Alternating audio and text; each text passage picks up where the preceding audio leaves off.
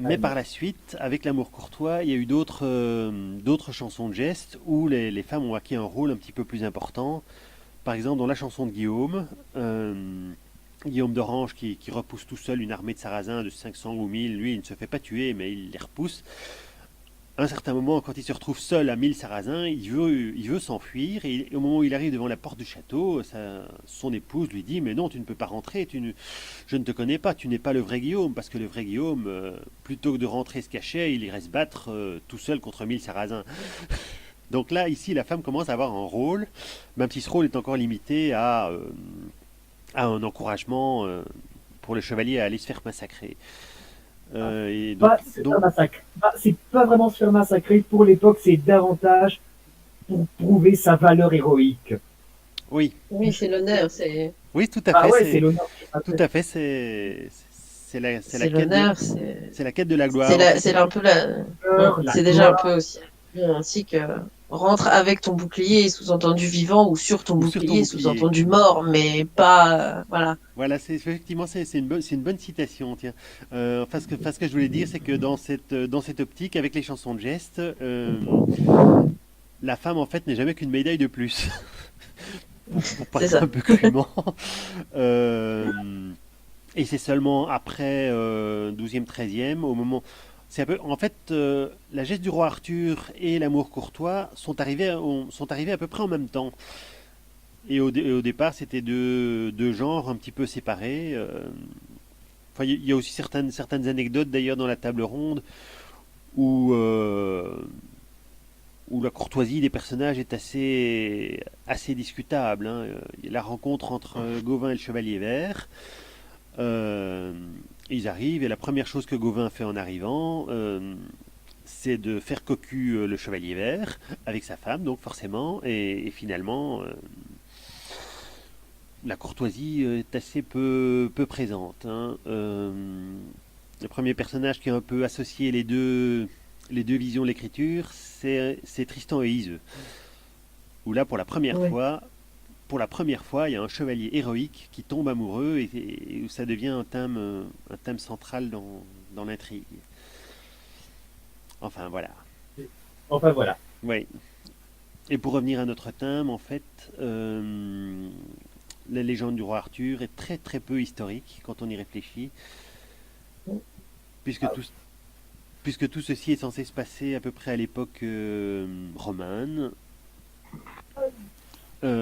Disons Euh, plutôt fin du 5e siècle oui, plutôt. oui, là, Quelque oui, chose en ce genre. Donc c'est fin de la période et de l'occupation romaine de la Bretagne. oui, tout à fait. Donc c'est en fait la période La où Grande-Bretagne plutôt. c'est la période en fait où les Romains se retirent et où l'Angleterre devient indépendante avec tous les peuples barbares qui s'y trouvent et qui doivent s'associer entre eux avec certaines difficultés, on va dire. Voilà. Mais donc À la- la base de notre littérature fantastique, c'est la table ronde avec les guerres en Grande-Bretagne, les exploits de chevalerie, et puis surtout Merlin qui a donné enfin qui est aussi un des personnages centraux.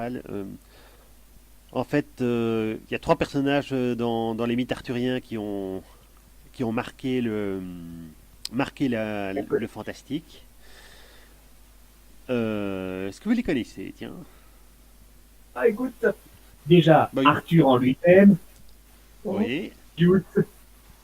oui, c'est le roi Arthur avec sa table ronde et tout ce qui s'ensuit. Et parmi les autres personnages du mythe, Il y a Merlin, il y a Merlin qui a lui aussi qui donné a un toutes chouette ses. dessin, Pardon? qui a fait un chouette, J'ai pas chouette entendu. dessin animé avec Disney. Oui, il y a énormément de versions différentes de Merlin. En réalité, il y a des dizaines de films qui replacent Merlin dans d'autres contextes. Et le dessin animé de Disney avec le sucrier qui s'énerve, qui abîme les autres pièces du service Agneau en tapant dessus avec architecte. sa Mhm. cuillère. Et le troisième, Là, j'aurais tendance à dire Galad, mais Ah, Galad c'est pas loin. et l'importance du Graal, C'est mais pas loin. J'hésite entre Lancelot ou la Dame du Lac. Ah oui, Euh, aussi. c'est pas loin non plus. En fait, moi, je dirais que c'est Perceval. Ah oui, c'est lui. Parce que c'est Oui, justement, ça concerne le Graal. Mais notez Lancelot aussi, hein, mais il est toujours lié aux autres. Tandis que Perceval, il a son aventure personnelle avec le Parsifal de Wagner, qui a, mm, lui- qui a en fait vécu une vie tout à fait indépendante du mythe arthurien quasiment. Donc, oui. donc je ne sais pas si Mm. vous connaissez un petit peu les opéras wagnériens. Évidemment, Ah, dans moi, Les Portes de l'Agartha, il joue un certain rôle, hein. D'ailleurs, je dois vous avez vu que le Parsifal occupe une place centrale dans l'occultisme nazi. Donc, forcément, j'ai dû le reprendre ce thème.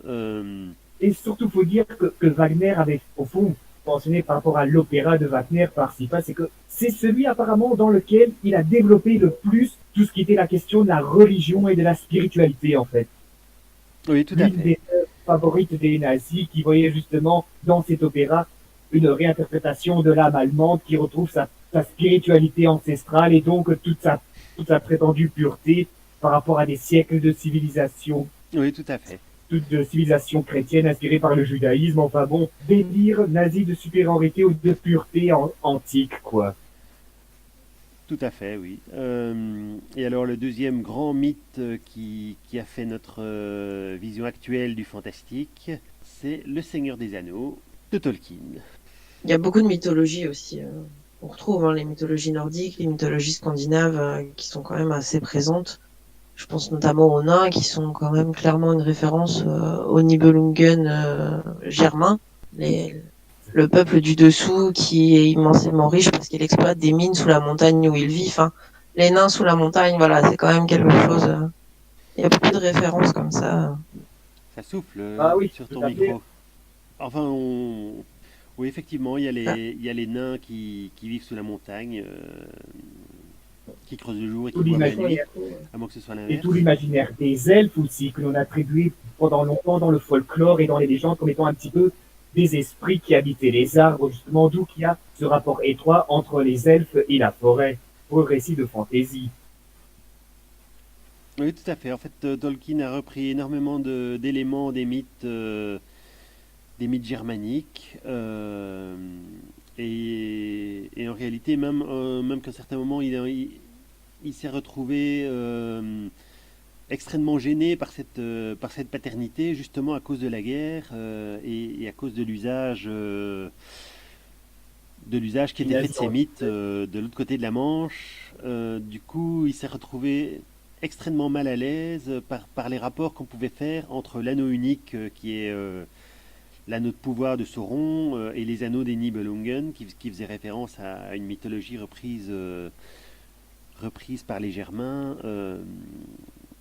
Et mm. ça lui arrivait d'entrer dans des colères noires au moment où on lui disait ah ben l'anneau unique c'est un peu comme l'anneau des Nibelungen.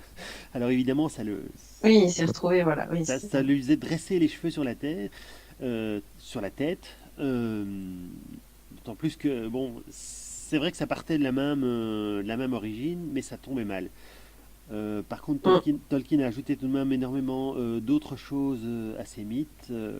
Les hobbits, c'est-à-dire les semi-hommes. Je ne sais pas si c'est une invention personnelle ou si ça part d'autres. C'est plutôt une invention personnelle, il me semble, les hobbits.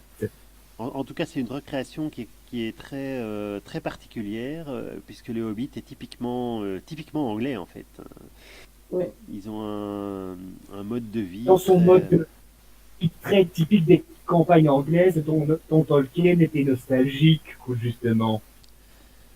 Oui, tout à fait. Et Tolkien a aussi encore apporté autre chose qui est assez particulier, qui n'existait pas dans les récits de fantasy qui l'ont précédé. C'est une opposition qui est vraiment très forte entre le monde naturel, entre guillemets, le mode de vie campagnard, forestier, agricole, et le monde moderne qui commençait un petit peu à pointer le bout de son nez. Ça ne se retrouve pas dans les mythes précédents. Et après Tolkien, c'est revenu très fort dans les nouveaux récits de fantasy. Donc cette opposition entre l'industrie et l'agriculture. Et je sais pas Écoute, si... si vous avez remarqué dans Le Seigneur des Anneaux certains passages où Saruman Ah, écoute, présente sa vision de l'avenir et écoute, qui... maintenant, Pardon? je dois mettre dans les livres, je me rappelle plus du passage exact, mais je dois dire, c'est quand même bien mis en avant dans les films quand il dit que l'ancien brûlera dans les forges, justement. Et que justement, il y a cette transposition que la nature est exploitée à des fins industrielles. Oui, tout à fait. En fait, Je pense que Saruman c'est précise bien compris dans le explicitement film. qu'il allait détruire l'ancien monde dans les forges de l'industrie et en même temps, tu vois, les Sindes ou les orques travaillent à la forge, font brûler les arbres pour fabriquer des armures en quantité vraiment, vraiment industrielle.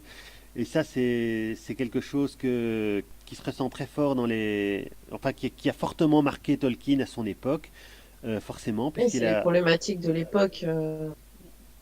C'est les problématiques de son époque. C'est oui, le passage à l'industrialisation de façon très importante, avec l'exode rural, les campagnes qui se vident et qui se Et retrouvent surtout, et surtout, exploitées. oui, oui, excuse-moi de Pardon, vas-y, t'interrompre. excuse-moi.